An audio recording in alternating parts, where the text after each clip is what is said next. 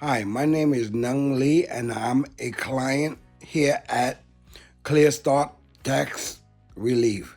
I've been working with them for at least 10 months.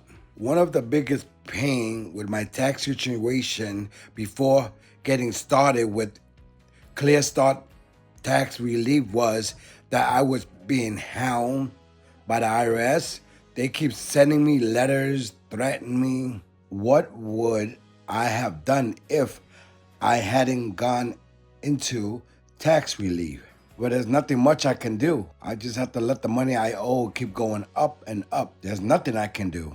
My experience with Clear Start Tax Relief was they were very helpful, very understanding. They take me step by step and answer all my questions. What surprised me the most in a positive way and how I didn't know that it could work out, and they helped me all the way.